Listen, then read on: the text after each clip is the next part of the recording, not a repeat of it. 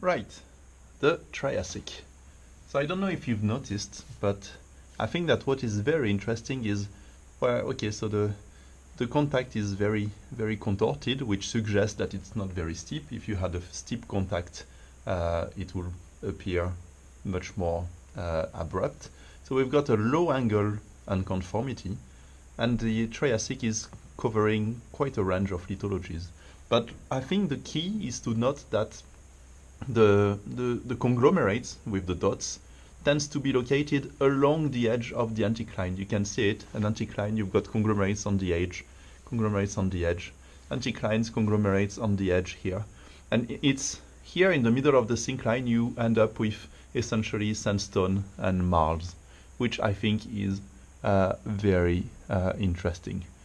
So if you think about how do you form something like that, well, one way of explaining that is that this little indents represent valley fill.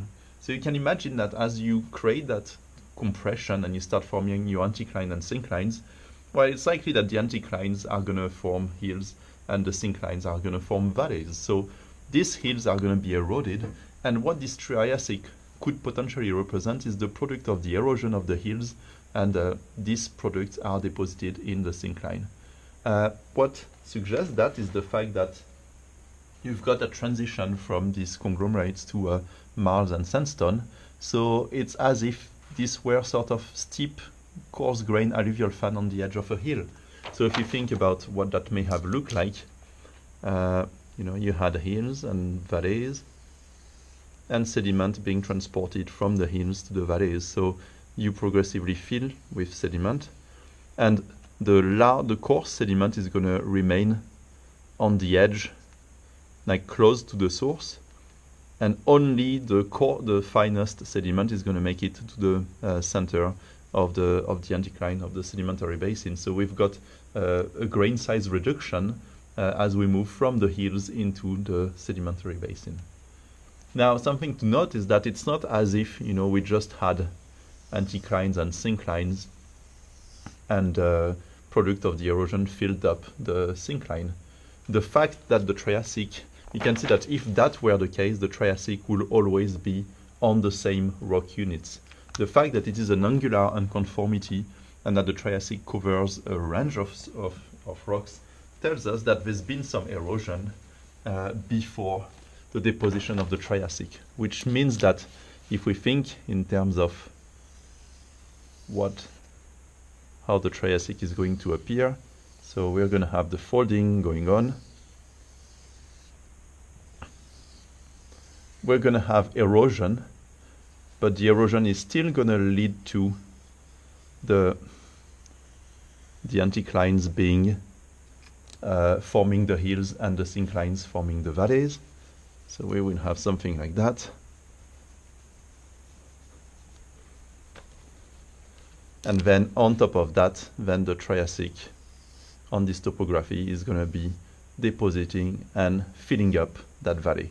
So we will have the Triassic like that, with the conglomerates on the edges, changing laterally into the marls and the sandstones in the middle. And you can see that in that case, the Triassic is like deposited on, like ends up covering different rock types. So we've got a very clear angular unconformity here. So we've got evidence for erosion. So that's evidence that in the Triassic, the anticlines were forming hills that were being eroded and the sediment was being deposited in the valley. What is striking is that if you look at the landscape now, you will see that the hills are made of anticlines. I mean, the anticlines form the hills, the synclines form the valley. And if you look at where the modern sediment is being deposited here, you can see that it's in the synclines essentially. So we have a topography, like now the landscape looks probably very similar to what it looked like during the Triassic, except that at the time you had dinosaurs roaming around. So I think that's very interesting. Does that mean that this landscape didn't change at all since the Triassic? Certainly not, because if you look at what was deposited after the Triassic, let's look at the succession. So we've got this continental Triassic, But then we get into this Jurassic, and the Jurassic is oolite limestone. So it's essentially formed here, and again you can see an additional unconformity here. But the Triassic is marine sediment. We've got reef limestone, which means that after the Triassic we had another transgression. So the sea level rose. This wall area was went underwater, and these coral reefs started developing. Just for your information, these hash marks are areas of foundered strata, and apparently these are stratas where they struggle to identify the different rock types. So this, for example, is G15, so they didn't manage to identify the different units that make up that. So that's why you've got these hash marks. But we're not going to get into that area at all for our cross section anyway. So that's the story for the Triassic. If you think about how much Triassic there is, again, you can look at the cross section here. The scale has changed now. So here it's 1 inch to 100 feet. But again, you can calculate. So 1 inch to 100 feet. You can see that there's no more than 2 inches. So that's no more than 200 feet, maybe 300 feet of Triassic. So when you draw your cross section, you will realize that this Triassic is not extremely thick. It's not going to be kilometers of Triassic in this syncline. So that's something very important to keep in mind when you draw your cross section. And what tells you that is the fact that actually under the Triassic, in many places, you can see the underlying rocks poking through. So here, for example, you've got little islands of the D2, which is the Carboniferous here.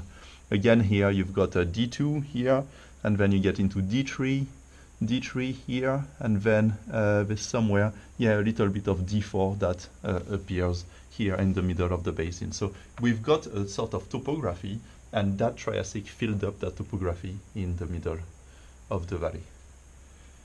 Okay, so now that we've got a sense of how these things formed and how this major unconformity looks like, then we're going to start drawing our cross section. So what I'd like you to think about is start thinking about the faults in particular, and then representing your Triassic.